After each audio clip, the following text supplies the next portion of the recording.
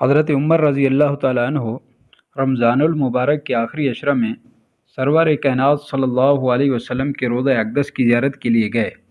وہاں روضے کے سامنے ایک اعرابی یعنی دیہاتی کھڑا دعا مانگ رہا تھا۔ حضرت عمر رضی اللہ تعالیٰ عنہ اس کے پیچھے خاموش کھڑے ہو گئے۔ وہ اعرابی یہ دعا مانگ رہا تھا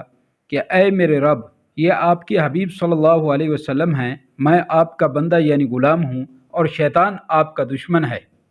اے میرے رب، اگر آپ میری مغفرت کر دیں تو آپ کے حبیب صلی اللہ علیہ وسلم خوش ہو جائیں گے اور آپ کا یہ بندہ کامیاب ہو جائے گا اور آپ کا دشمن غمگین اور ذلیل و خوار ہو جائے گا، اور اگر آپ نے میری مغفرت نہ فرمائی تو آپ کے حبیب صلی اللہ علیہ وسلم پریشان ہو جائیں گے، دشمن خوش ہو جائے گا اور یہ بندہ ہلاک ہو جائے گا۔ آپ بہت کرم اور عزت و شرف والے،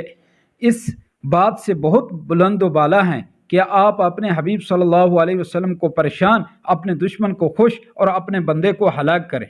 اے میرے اللہ، عرب کا دستور ہے کہ جب ان میں سے کسی سردار کا انتقال ہو جاتا ہے تو اس کی قبر پر اس کے تمام غلاموں کو آزاد کر دیا جاتا ہے، اور یہ تو تمام جہانوں کے سردار کی قبر ہے، مجھے ان کی قبر مبارک پر جہنم کی آگ سے آزاد فرما۔ حضرت عمر رضی اللہ تعالیٰ عنہ نے بھی اونچی آواز سے کہا، اے میرے رب، میں بھی یہی دعا مانگتا ہوں جو اس اعرابی نے دعا مانگی ہے۔ وہ اتنے روئے کہ داڑھی مبارک آنسوں سے تر ہو گئی۔ اب ہم بھی یہ دعا کرتے ہیں کہ اے ہماری